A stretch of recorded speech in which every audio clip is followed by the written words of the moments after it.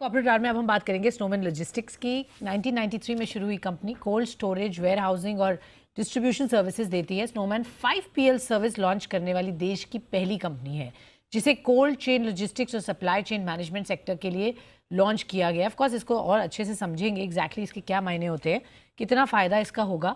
मैं स्वागत करना चाहूँगी कंपनी के CEO और whole time director Sunil Nair को। मिस्टर नायर, गुड आफ्टरनून, बहुत बहुत स्वागत है आपका। सबसे पहले तो ये 5PL सर्विसेज थोड़ा हमारे दर्शकों के इंटरेस्ट में आप हमें समझाइए एग्जैक्टली इसके क्या मायने हैं, if you can simplify and explain to us, और इसका क्या असर आपकी कंपनी पर होगा, कितना फ़ायदा होगा। Sure, good afternoon. देखिए, मैं पहले 3PL और 4PL एक्सप्लेन कर देता हूँ सो दैट 5PL समझना आसान होगा।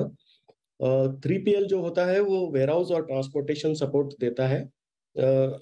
सॉरी, जहाँ भी आप मैन्युफैक्चर कर रहे हैं वहां से लेके आपके मार्केट तक वो लेके जाता है, उसको 3PL बोलते हैं, जिसमें वेयरहाउसिंग होती है, ट्रांसपोर्टेशन होती है और छोटी मोटी वैल्यू एडेड सर्विसेज भी होती है ड्यूरिंग द डिस्ट्रीब्यूशन नेटवर्क, जहाँ पे पैकिंग हो जाए या कुछ बंडलिंग हो जाए, इस तरह की एक्टिविटीज होती है, उसको 3PL बोलते हैं। जब एक ऑर्गेनाइजेशन के पास मल्टीपल 3PL पार्टीज सर्विस देती है तो वो एक एक अलग एजेंसी को अपॉइंट करती है और ये बोलती हैं कि आप सारे 3PL को आप संभालो, हम सिर्फ आपसे डील करेंगे। तो वो कंपनी बनती है 4PL, जो मल्टीपल 3PL या 2PL कंपनीज के साथ डील करती है और मेन कंपनी के लिए वो एक ही ऑर्गेनाइजेशन से डील करना होता है। लेकिन 3PL हो या 4PL हो, इसमें जो मेजर कंपोनेंट होता है वो होता है ट्रांसपोर्टेशन और वेयरहाउसिंग का और उससे रिलेटेड एक्टिविटीज का।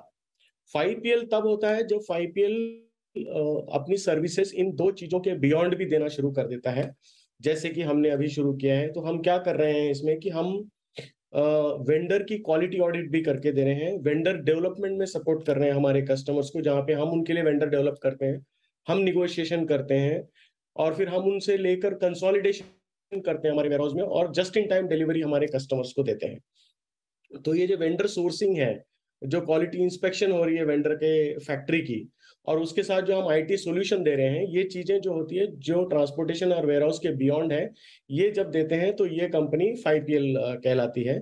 जो जो एक सप्लाई चेन डिपार्टमेंट होती है किसी भी ऑर्गेनाइजेशन की, उनकी जो रिस्पॉन्सिबिलिटी है उसमें से थोड़ी और रिस्पॉन्सिबिलिटी हम ले लेते हैं और इस तरह से हम उसमें 5PL कहलाए जाते हैं। Okay, fair enough. तो ये बेसिकली एक फुल सोल्यूशन देने की बात आप कर रहे हैं beyond what you are doing, तो उस एक्सटेंशन सर्विसेज की यहाँ बढ़ाने की बात है सर। मुझे ये बताइए सर, इसका असर कंपनी के ओवरऑल बिजनेस पर कैसे पड़ेगा, एज इन आपकी इससे प्रॉफिटेबिलिटी या रेवेन्यू ग्रोथ कैसे देखते हैं versus what you are doing today, let's say 3PL and 4PL के अलावा आप जब 5PL की बात कर रहे हैं तो। जी देखिए, कोई भी सर्विस जब आप देते हैं तो डेफिनेटली उससे आप एक्सपेक्ट करते हैं कि टॉप लाइन और बॉटम लाइन दोनों में इंप्रूवमेंट आए। तो ये जो सर्विसेज होती है, ये बंडल्ड सर्विस होती है। जो हमारी 3PL 4PL की जो टिपिकल प्राइसिंग होती है वो सर्विस प्राइसिंग होती है। इसमें एडिशनल सर्विसेज की एडिशनल रेवेन्यू जनरेट होती है और प्लस इसमें हम क्या कर रहे हैं कि हम बहुत सारे वेंडर्स को डेवलप करके उनकी इन्वेंट्री कंसोलिडेट कर रहे हैं इन आवर बुक्स। तो वो इन्वेंट्री जो हमारे बुक से फ्लोट होके जाती है वो ट्रेडिंग मॉडल में आती है, तो हमारी रिवेन्यू काफी ज्यादा इंक्रीज हो जाती है in term, because the inventory is in our books. तो वो काफी ज्यादा इंक्रीज हो जाती है और एट द सेम टाइम हमारी रिवेन्यू जो है, मे बी परसेंटेज टर्म में उतनी नहीं होती है, but in absolute terms it also starts increasing because you are charging the overall services now, not just the 3PL services. Okay, so कितना इजाफा एक्सपेक्ट करते हैं सर इससे आपकी improvement in bottom line and top line over a period of time? अगर आप हमें थोड़ा इंडिकेशन दें, आपके अपने अंडरस्टैंडिंग और एस्टिमेट्स क्या हैं? देखिए, मैं अभी नंबर थोड़ा फॉरवर्ड लुकिंग नहीं देना चाहूंगा। हमारी ये क्वार्टर की रिजल्ट्स में काफी नंबर में आपको आइडिया आ जाएगा, एंड जब हम रिजल्ट्स की बात करेंगे तब I will be able to give you more information. But I can tell you कि रिवेन्यू में एग्जॉर्बिटेंट इंप्रूवमेंट आएगा बिकॉज इन्वेंट्री आप ट्रेड कर रहे हो। प्रॉफिटेबिलिटी में डेफिनेटली एब्सोल्यूट इंप्रूवमेंट आएगा और and that is what we are looking at. हमारे पास जो हम अभी बिजनेस कर रहे हैं जिसमें 3PL सर्विस की बिजनेस है, close to 10,000 crore worth of material we are handling every year. We are trying to convert those customers into 5PL model where we route those inventory through our books. So opportunity is abundance. We would like to go slow. At the same time, we would like to put our IT systems in place. We would like to put our accounting system in place before doing all this. So we have only started with 3 clients now, जहाँ पे IKEA है and Tim Hortons है and Baskin Robbins है.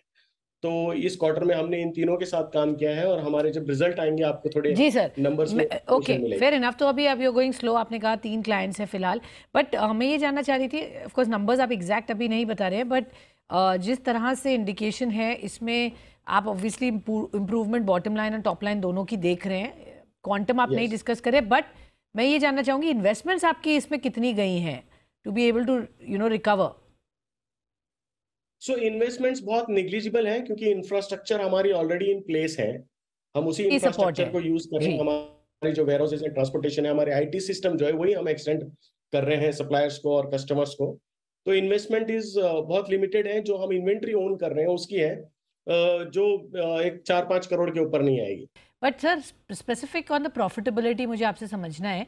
आपने जब हमने देखा अभी आप प्रॉफिट्स में आ गए हैं, कंपनी ने अच्छे रिजल्ट्स पोस्ट किए थे, आगे अब every quarter can we expect that? क्योंकि आपके प्रेस रिलीज में लिखा है कि आपकी most of the strategies have started yielding numbers, so is it safe to say कि आप अब प्रॉफिट में ही रहेंगे और यहाँ से एक डिसेंट रिटर्न आप देख पाएंगे in terms of your investments?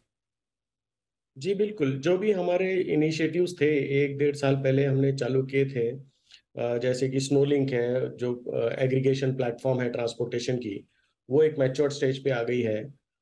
ये जो हम 5PL कर रहे हैं इसमें भी हमारी जो इनिशियल स्पेंड और जो cost on people and IT थी वो सब हो चुकी है। तो अब ये सारी चीजें जो है ये इन्होंने डिलीवर करना शुरू कर दिया है।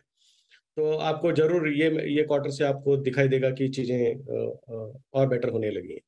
ओके, और सेगमेंट वाइज कंट्रीब्यूशन कहाँ से अच्छा दिख रहा है, अगर आप ब्रेकअप कर पाए हमारे लिए इन FY23? किस तरीके का वेयर हाउसिंग ट्रांसपोर्टेशन के पॉइंट ऑफ व्यू से where do you think significant revenue jump आपको मिल सकता है? Which segment will actually generate good revenues for you, और कहाँ पर कंसर्न्स अभी भी दिखते हैं? देखो, कंसर्न्स तो कुछ नहीं दिख रहे हैं। जो भी कोविड के इम्पैक्ट थे वो अब ऑलमोस्ट खत्म जैसे लगते हैं। सारी जो सेगमेंट्स है जिनको हम सर्व करते हैं वो सारे अच्छा ग्रोथ दिखा रहे हैं। पर्टिकुलरली जो डेयरी और QSR इंडस्ट्री है उनमें काफी अच्छा इम्प्रूवमेंट दिख रहा है। तो मेरे ख्याल से डिमांड साइड से हमें कोई प्रॉब्लम नहीं है। हम आज भी 90% यूटिलाइज्ड हैं। ट्रांसपोर्टेशन में भी हमने जितनी गाड़ियां ऐड कर रहे हैं through the technology platform, they are all being used well. So I don't think there is a constraint there. हाँ, कंस्ट्रेंट यही होती है कि कोल्ड चेन में आपको एक्सपांशन जब करना होता है तो लिमिटेड एक्सपांशन होता है। उसमें इन्वेस्टमेंट काफी लगती है। एसेट लाइट मॉडल्स कम है। तो इसमें हम थोड़ा भी फोकस कर रहे हैं जहाँ पे हम एसेट लाइट जा रहे हैं। फूड में जहाँ पे टेम्परेचर की रिक्वायरमेंट नहीं है वो ड्राई वेयर हाउसेस हम लीज करके उसमें एक्सपांशन की देख रहे हैं। तो आपको वेयर हाउसिंग और ट्रांसपोर्ट दोनों में काफी अच्छी ग्रोथ दिखेगी, primarily supported by pharma, QSR and dairy industry. और ये जो 5PL सर्विस हमने शुरू की ये हमको काफी टॉप लाइन में हेल्प करेगी। फाइन, तो यहाँ पर ग्रोथ अपॉर्चुनिटीज अच्छी है। बहुत बहुत धन्यवाद सर हमसे जुड़ने के लिए और समझाने के लिए किस तरीके का आगे बिजनेस आउटलुक लग रहा है और कंपनी के आगे क्या है ग्रोथ प्लान।